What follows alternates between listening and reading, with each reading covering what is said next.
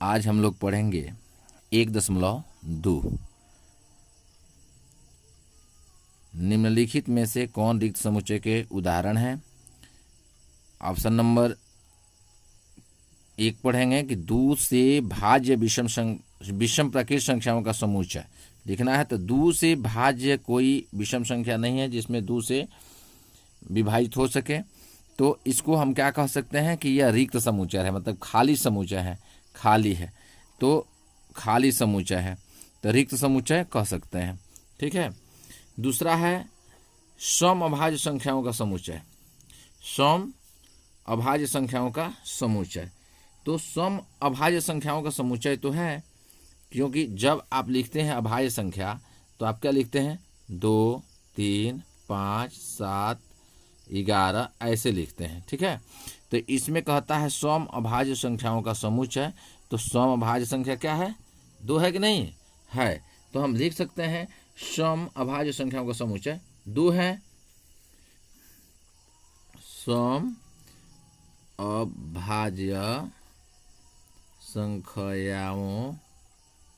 संख्याओं का समुच्चय क्या है जी? 2 है। क्या है? 2 है। ठीक है। इसलिए क्या होगा? यह एक रिक्त समुच्चय नहीं होगा। यह एक रिक्त समुच्चय नहीं होगा। ठीक है।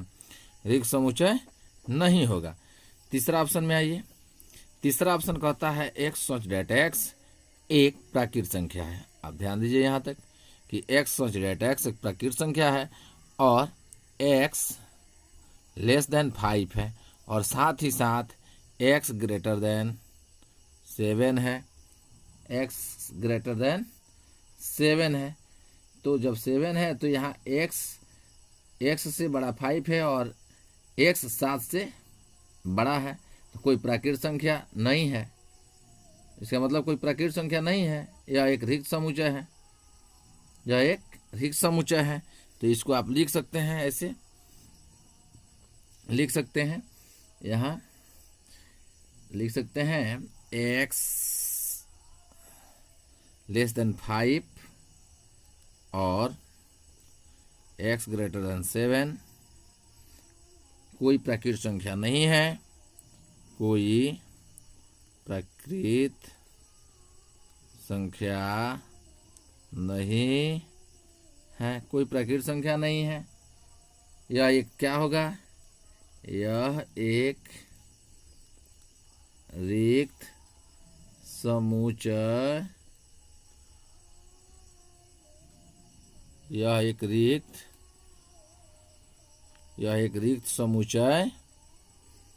रिक्त समुच्चय है। x सच डेट x एक प्राकृत संख्या है, x लेस देन 5 और साथ ही साथ x ग्रेटर देन 7। तो इससे स्पष्ट क्या होता है कि x जो है x से बड़ा 5 है। ठीक है। यहाँ दिखा रहा है, फिर साथ में दिखा रहा है कि 7 से बड़ा x है, तो इससे बाहर अंदर चला गया। इससे साबित होता है कि क्या है? x लेस देन 5 और x ग्रेटर देन 7 कोई प्राकृत संख्या नहीं है, अतः यह क्या होगा? रिक्त समुच्चय होगा। अतः क्या होगा? रिक्त समुच्चय होगा। अब आगे का जो ऑप्शन है उसको पढ़े। ऑप्शन नंबर 4 कहता है y सच डेट y किन्हीं भी 2 समानांतर रेखाओं का अभिनिष्ट बिंदु है। किन्हीं दो समानांतर रेखाओं का अभिनिष्ट बिंदु है। अभिनिष्ट बिंदु का मतलब होता है कि दोनों में शामिल हो। तो समानांतर रेखा कहीं भी मिलती नहीं है, इतना याद रखिएगा। समानांतर रेखा जब कहीं नहीं मिलती है तो इसमें अभिनिष्ट होगा नहीं। जब होगा नहीं तो ये रिक्त समुच्चय होगा। ये इसका आंसर हो जाएगा कि समानांतर रेखाएं कहीं मिलती नहीं हैं। समांतर रेखाएं कहीं मिलती नहीं है, इसलिए यह रिक्त समुच्चय होगा, रिक्त समुच्चय होगा। ठीक है, अब आगे चलते हैं, क्वेश्चन नंबर 2 को पढ़ेंगे। क्वेश्चन नंबर 2 क्या कहता है, निम्नलिखित समुच्चयों में कौन परिमित है और कौन अपरिमित है। इसको पहले भी बता चुके हैं, पहले वीडियो में डिस्क्रिप्शन में इसका लिंक भी दे दिया गया है और इसको बताया भी गया है कि परिमित किसको कहते हैं, अपरिमित किसको कहते हैं। इसका परिभाषा भी लिख चुके हैं और इसका भी परिभाषा लिख चुका गया है। मतलब जिस समुच्चय में निश्चित अवयव रहता है, जो निश्चित होता है, या तो रिक्त हो या निश्चित अवयव रहते हों, तब उसको परिमित कहते हैं। जिसमें अनिश्चित रहते हैं उसमें उसे अपरिमित कहा जाता है। जैसे ऑप्शन में देवे किया है, जैसे देख लीजिए यहाँ वर्ष के महीनों का समुच्चय, तो ये तो हाँ है, क्योंकि वर्ष के महीनों का समुच्चय, एक वर्ष में कितने महीने होते हैं, 12 महीने होते हैं। एक वर्ष में 12 महीने होते हैं, तो यहाँ लिख सकते हैं वर्ष में 12 महीना होता है, 12 महीना होता है, वर्ष में 12 महीना होता है, इसलिए यह परिमित होगा। निश्चित न हुआ, एक वर्ष में 12 ही महीना होता है, 13 तो होगा नहीं। तो जो निश्चित होता है वो क्या होता है, परिमित होता है। तो यहाँ लिखेंगे यह क्या होगा, एक परिमित समुच्चय है, परिमित समुच्चय है। ठीक है, आप देखिए ऑप्शन 2 में क्या किया कि 1 2 3 ... इन्फिनिटिव, अनंत। तो जो भी ऐसा दिखता है जिसका लिमिटेशन नहीं है, जो जिसका अंत नहीं होता है, वह सीधी सी भाषा में कह सकते हैं कि ये क्या है, क्या है जी, क्या है, अपरिमेय है, सॉरी अपरिमित है। क्या है, अपरिमित है। क्या है, अपरिमित है, क्योंकि ये अनंत तक है। तो लिखिए, लिख सकते हैं, इसको लिख सकते हैं कि समुच्चय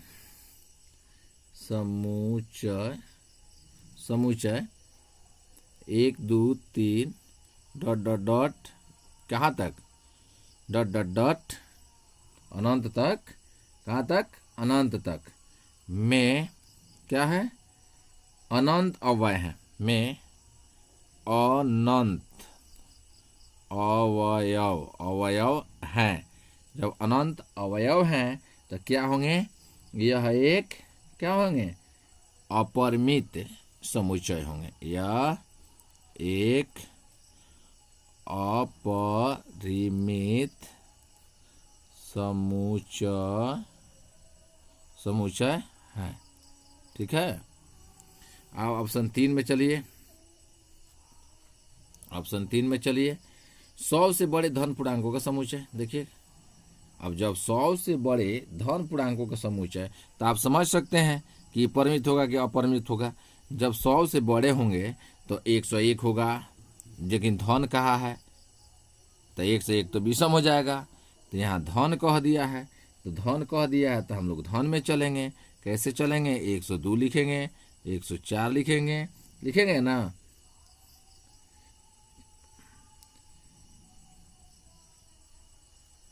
धन कहा है तो धन यही ना होगा जी, धन। तो 104 लिखेंगे, 106 लिखेंगे, ... ये कहाँ तक जाएगा, इन्फिनिटिव तक जाएगा, अनंत जाएगा। जब ये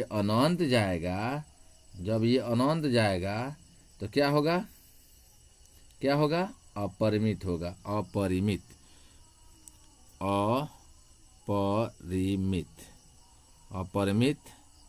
है। ठीक है, यह अपरिमित है, यह समुच्चय अपरिमित है। इसको लिख सकते हैं, यह समुच्चय अपरिमित है। अब ये 100 से बड़े धन पूर्णांकों का समुच्चय, 100 से बड़े धन पूर्णांकों का समुच्चय। तो 100 से बड़े धन पूर्णांकों का समुच्चय आपने देखा तो इसमें 102 धन पूर्णांक है, 104 धन पूर्णांक है, 106 धन पूर्णांक है, ठीक है, 108 भी धन पूर्णांक होगा, 108 भी धन पूर्णांक होगा, ठीक है। अब फिर नीचे क्या दिया है देखिए, 1 2 3 डॉट डॉट डॉट 99 100। अब तो समझ सकते हैं कि क्या दिया है।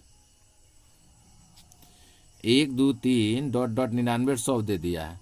तो अब बताइए, 1 से शुरू हुआ है, अब कहाँ खत्म हुआ, 100 पर। तो ये अंत है कि नहीं है, अंत है।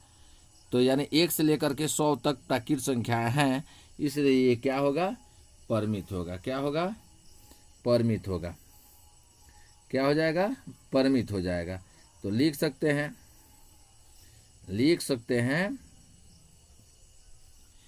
कि यह एक परिमित समुच्चय है। यानी इसको ऐसे भी लिख सकते हैं, कि समुच्चय 1 2 3 डॉट डॉट डॉट 99 100 में अवयव निश्चित हैं, इसलिए यह परिमित समुच्चय होगा। ठीक है, आगे चलिए 5 नंबर पर चलिए। 99 से छोटे अभाज्य पूर्णांकों का समुच्चय लिखिए। 99 से छोटे, यानी 99 से छोटे का मतलब हुआ 99 से कम अभाज्य संख्याओं का समुच्चय लिखिए। तो 99 से 100 अभाज्य संख्या, तो आप समझ गए होंगे 99 से कम है, इसका मतलब निश्चित है, लिमिट है। जब निश्चित है तो परिमित है। ठीक है, तो लिख सकते हैं यहाँ कि आंसर में कि 99 से कम, 99 से छोटे या कम अभाज्य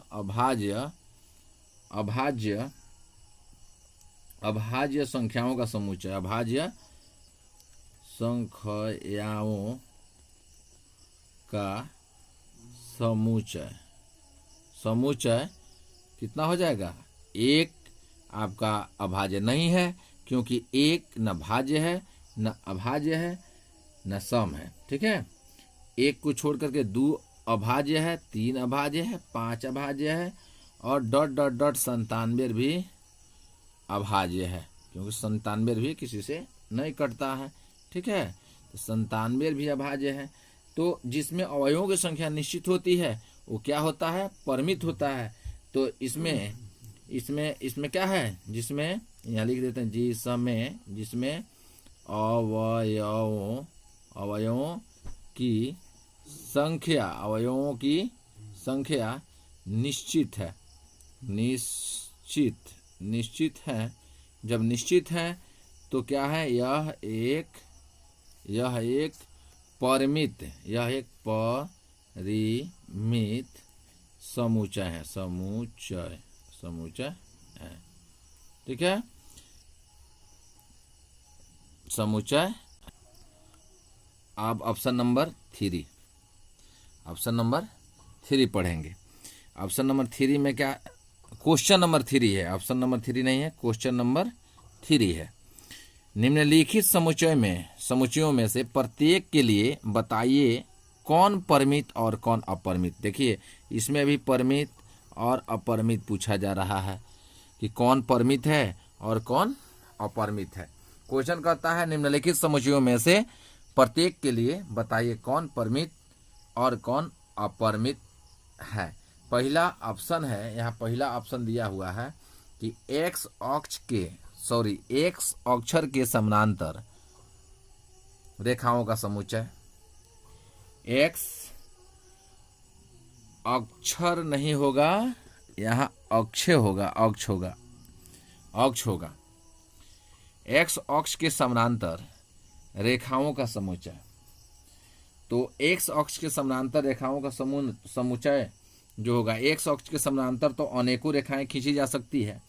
तो यहाँ लिख सकते हैं आंसर में कि एक्स अक्ष के समानांतर समांतर, एक्स अक्ष के समांतर अनंत रेखाएं हो सकती है। अनंत रेखाएं हो सकती हैं।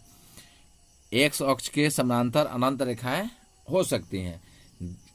जब अनंत रेखाएं हो सकती हैं, इसमें क्या कहता है, निम्नलिखित समुच्चयों में से प्रत्येक के लिए बताइए कि कौन परिमित है और कौन अपरिमित है।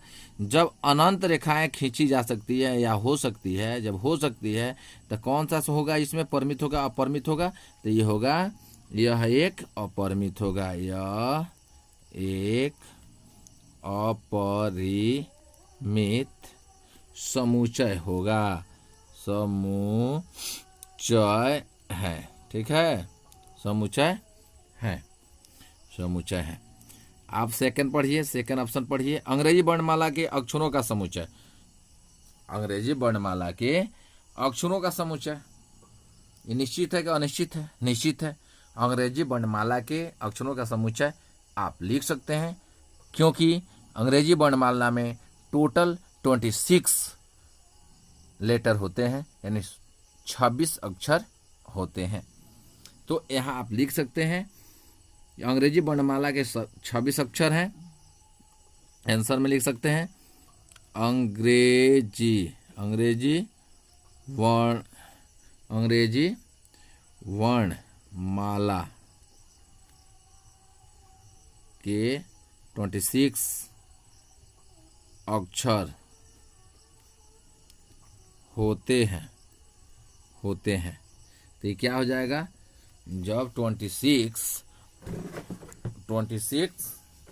होते हैं तो क्या हो जाएगा, यह एक परिमित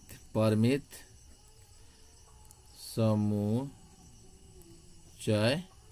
है। जब निश्चित हो गया तो निश्चित होगा ही। जब निश्चित हो गया तो निश्चित होगा, यानी परिमित होगा। अब आप करिए ऑप्शन नंबर 3 को हल करना है। इसमें देखिए उन संख्याओं का समुच्चय जो 5 के गुणज है। क्या है बाबू? 5 के गुणज है। उन संख्याओं का समुच्चय जो 5 के गुणज है। ध्यान रखिएगा, 5 के गुणज वही होता है जो 5 के पहाड़े में आता है। 5 के पहाड़े में आने वाली संख्याएं सब 5 के क्या है? गुणज है। सब गुणज है। लाइक करिए, सब्सक्राइब करिए, बेल आइकन को दबाइए कि जो भी वीडियो मिले, जो भी वीडियो डाला जाए तो आपके पास इसका नोटिफिकेशन पहुंच जाए। और इसको बढ़िया से देखिए, कोई त्रुटियां दिखती है तो आप कमेंट बॉक्स में कमेंट करिए। उन संख्याओं का समुच्चय जो 5 से गुणज है। तो 5 के गुणज है तो इसका 5 के गुणज यानी 5 से विभाजित होने वाली संख्याएं का समुच्चय, इसको लिख सकते हैं। यहाँ लिख दीजिए, गुणज क्या होता है? 5 के गुणज क्या होता है? जो 5 से विभाजित होने वाली संख्या है वही 5 के गुणज है। तो आंसर में लिख सकते हैं कि 5 से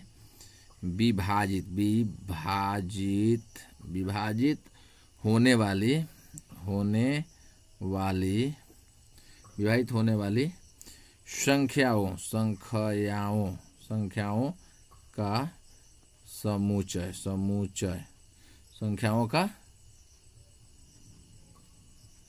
संख्याओं का समुच्चय कितना हो जाएगा? यहाँ देखिए कितना हो जाएगा। 5 है, 10 है, 15 है, 20। जो 5 से कटने वाला है वही है, यानी जो 5 के पहाड़े में आता है ये है। तो इतनी होगी, ये अनंत तक हो सकती है, जिसमें अनंत अव्यय है, जिसमें अनंत अवयव है। जब अनंत अव्यय है तो क्या हो जाएगा? ये अपरिमित होगा। अपरिमित समुच्चय है, यानी यह एक अपरिमित समुच्चय है। यह एक क्या है? अपरिमित समुच्चय है। चलिए आगे क्वेश्चन देखें। ऑप्शन नंबर 4, पृथ्वी पर रहने वाले जानवरों का समुच्चय। अब लिखिए, पृथ्वी पर रहने वाले जानवरों का समुच्चय निश्चित होगा क्या अनिश्चित होगा? अनिश्चित होगा, क्योंकि पृथ्वी पर एक जैसे जानवर रहते नहीं हैं। पृथ्वी पर रहने वाले जानवरों का समुच्चय। ये तो निश्चित थोड़ी है, निश्चित तो है नहीं। तो आप इसको लिख सकते हैं कि आंसर में पृथ्वी पर रहने वाले जानवरों की संख्या निश्चित नहीं है, इसलिए यह एक अपरिमित समुच्चय है। ठीक है, अपरिमित समुच्चय है। अब चलिए ऑप्शन नंबर 5, मूल बिंदु 0 से होकर जाने वाली वृत्तों का समुच्चय। जो 0 से होकर जाने वाली वृत्तों का समुच्चय बताना है। तो मूल बिंदु से अनंत वृत्त बनाए जा सकते हैं, एक वृत्त थोड़ी बन सकता है, मूल बिंदु से अनंत वृत्त बन सकता है। तो आंसर में लिख सकते हैं मूल बिंदु 0,0 से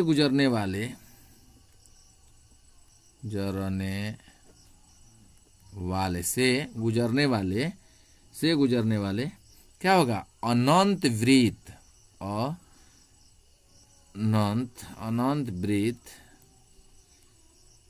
बनाए जा सकते हैं, बनाए जा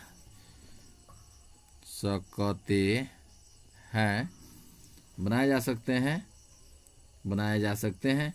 इसलिए क्या हो जाएगा, इसलिए यह एक अनंत बनाए जा सकते हैं। तो इसलिए यह एक क्या होगा, इसलिए यह एक अपरिमित समुच्चय है, अपरिमित समुच्चय है। अब आगे क्वेश्चन नंबर क्या पढ़ेंगे, 4 जानेंगे।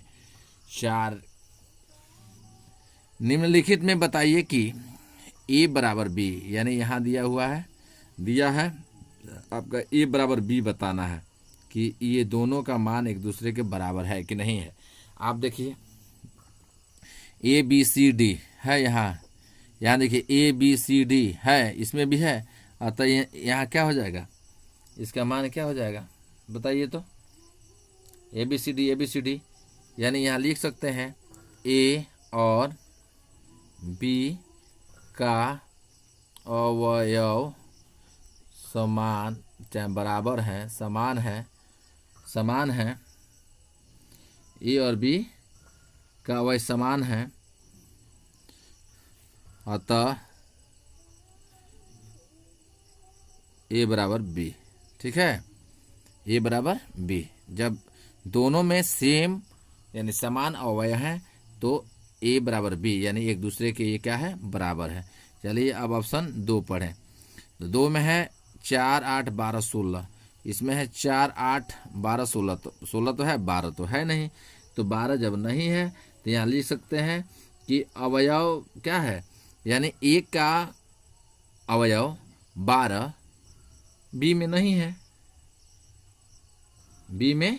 है, यानी यहाँ लिख सकते हैं आंसर में A का अवयव 12 B में नहीं है, अतः A is not equal B।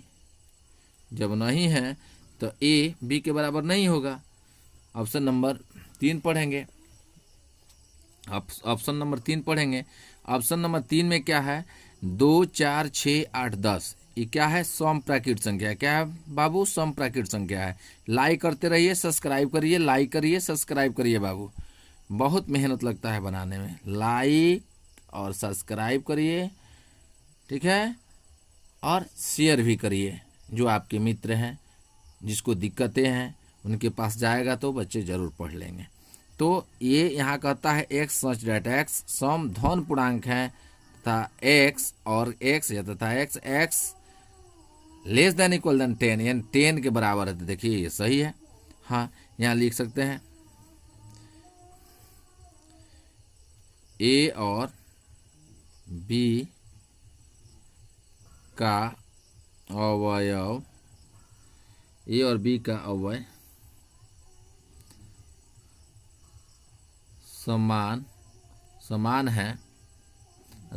समान है, इसलिए ए बराबर बी।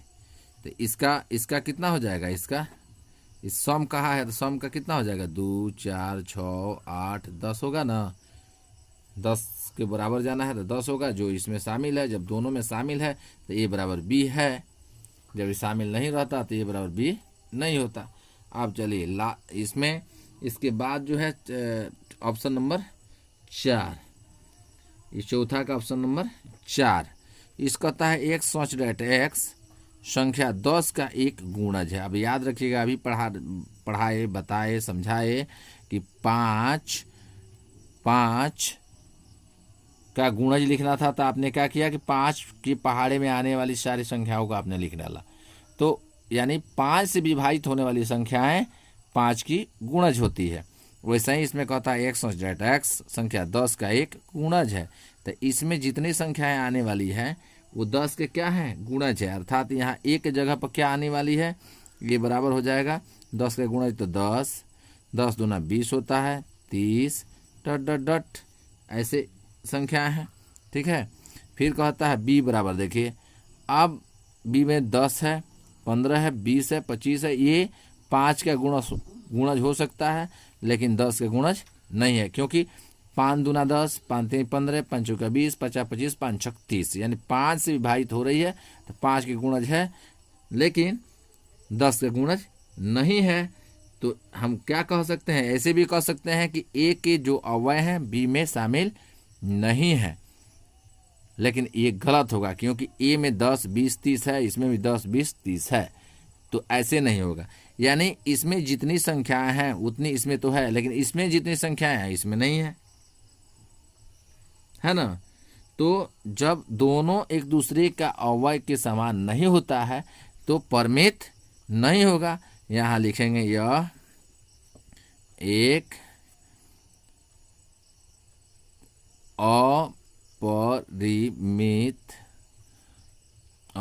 अपरिमित समुच्चय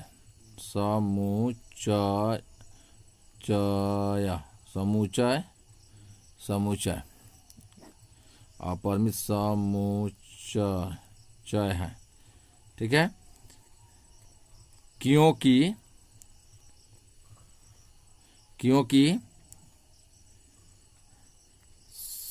समुच्चय ए का अवयव समुच्चय बी के अवयव समुच्चय ए का अवयव समुच्चय बी का अवयव समान नहीं है। ठीक है, समान नहीं है। यहाँ समुच्चय ए का अवयव समुच्चय बी के अवयव, यानी जितने समुच्चय बी में अवयव हैं वो सब समुच्चय ए में शामिल नहीं है, या समुच्चय ए के अवयव समुच्चय बी के बराबर नहीं है। ठीक है, जब दोनों एक दूसरे के बराबर नहीं है तो समुच्चय अपरिमित होगा, क्योंकि यहाँ क्या हो जाएगा, A is not equal B, A is not equal B, क्योंकि ये क्या है, बराबर नहीं है। बराबर नहीं है तो हम इसको लिख देंगे। ठीक है, अब आगे अब हम लोग 5 पढ़ेंगे, क्वेश्चन नंबर 5 पढ़ेंगे। ठीक है, क्वेश्चन नंबर 5 आपके पास है। यहाँ देखिए, कहता है कि क्या निम्नलिखित समुच्चय युग्म समान है, कारण सहित लिखिए। तो ये और ये दिखाना है समान है कि नहीं है, ये और ये दिखाना है कि समान है कि नहीं है। तो समान होगा कैसे, जांच करें। अब यहाँ आंसर लिख देते हैं और जांच करते हैं कि ए में क्या समुच्चय है जी। ए में क्या है तो 2 3 है। ठीक है, और बी में क्या आ जाता है, बी में भी चेक किया जाए। बी में चेक करेंगे तो यहाँ क्या हो जाता है, एक्स क्या होता है, समीकरण x square plus 5x plus 6 बराबर 0 होता है। ठीक है, बंद कर देते हैं इसको। और बंद करने के बाद यहाँ देखिए, गौर से देखिएगा कि यहाँ यदि हम इस समीकरण में यदि हम यहाँ दो इस 6 के बराबर या 0 के बराबर करते हैं, तो यहाँ यदि हम दो ये वाला x की जगह 2 रखें, 2 रख के देखिए, ये तो 3 है, -3 या -2 ये भी रखेंगे, लेकिन पहले जो दिया है उसको रख कर देखिए, -2 रखिए तो 2 दूना 4, और यहाँ रखिए 4 10 14 हो जाएगा। होगा? नहीं होगा, क्योंकि हमको कट जाना चाहिए, यहाँ से कैंसिल हो जाना चाहिए। यदि यहाँ -2 रखिए तो यहाँ -2 रखिएगा तो 4 होगा, तो 4 और 6 10 हो जाएगा। अब -2 रखिएगा तो -10 कट के 0 हो जाएगा। ये कितना हो जाएगा? सही उत्तर क्या हो जाएगा? -2 -3 हो जाएगा। सही उत्तर क्या हो जाएगा? -2 -3 हो जाएगा, क्योंकि -2 यहाँ हम रखेंगे। देखिए, -2 रखते हैं और 5 -2 रखते हैं, प्लस 6 बराबर 0, 0 हमको ला देना है, तो ये 4 हो जाएगा। ये plus minus -10 plus 6 equal to 0। यहाँ 6 4 कितना हो जाएगा? 10 -10 बराबर 0 बराबर 10 बराबर 0 हो जाएगा कि नहीं? तो ये -2 -3 ही सही होगा और ये गलत होगा।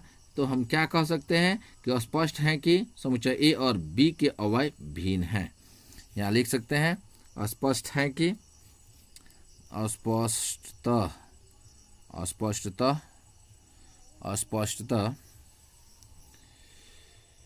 समुच्चय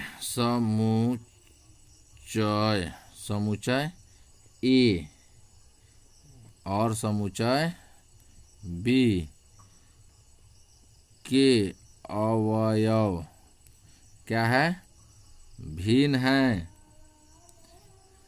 इसलिए ए इज नॉट इक्वल बी बराबर नहीं है। ए इज नॉट इक्वल बी बराबर नहीं है।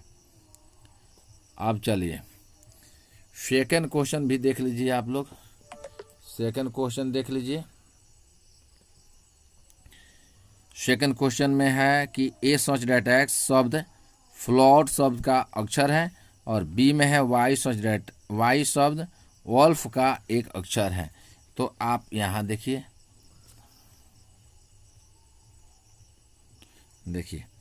यहाँ ए का हो जाएगा, ए में आपका दिया है तो ए का समुच्चय लिख देते हैं, रोस्टर रूप में लिख देते हैं FLOW, रोस्टर हो गया। और यहाँ आपका रोस्टर में दिया हुआ है, यहाँ बी में दिया हुआ है WOLF। देखिए ये दिया हुआ है, इसमें भी सिंगल सिंगल कर देना है, यानी रोस्टर रूप में लिख देना है। अब मिलाइए, यहाँ लिख सकते हैं ए और बी का अवयव समान है, इसलिए ए बराबर बी। अब चलिए अब चलेंगे 6 नंबर क्वेश्चन में। 6 नंबर क्वेश्चन में चलेंगे। 6 नंबर में क्या कहता है? नीचे दिए हुए समुच्चयों में से समान समुच्चयों का चयन कीजिए। लाइक शेयर कीजिए, सब्सक्राइब कीजिए। मेरे प्यारे बच्चे स्टूडेंट जरूर लाइक शेयर सब्सक्राइब करिए और नीचे पढ़िए। देखिए, नीचे दिए हुए समुच्चय में से समान समुच्चयों का चयन कीजिए। समान समुच्चय कौन कौन है? यहाँ आप देख सकते हैं समान समुच्चय कौन कौन है जी। समान समुच्चय कौन कौन है, देख सकते हैं कि समान समुच्चय कौन कौन है। तो यहाँ एक ये वाला दिख रहा है कि किसी के समान दिख रहा है, ये ई का समान दिख रहा है। ठीक है, ई के समान दिख रहा है। और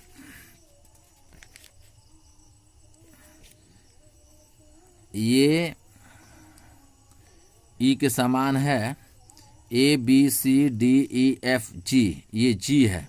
ठीक है, यहाँ साफ नहीं दिख रहा था, जी है।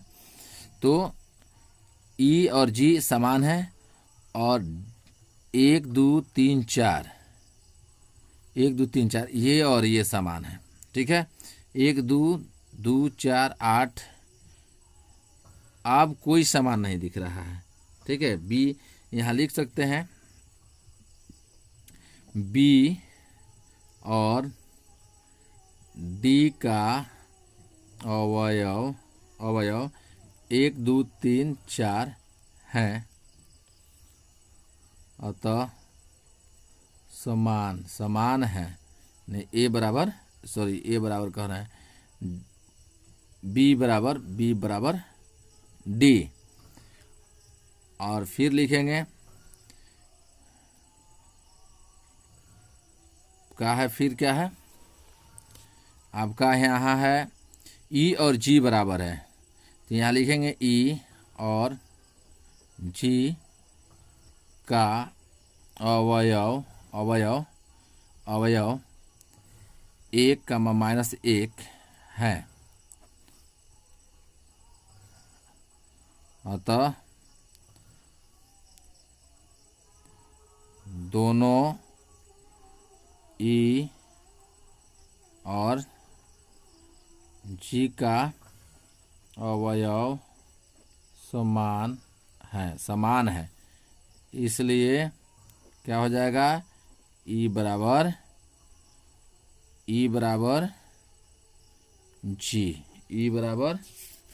जी हो जाएगा। क्या हो जाएगा, ई बराबर जी।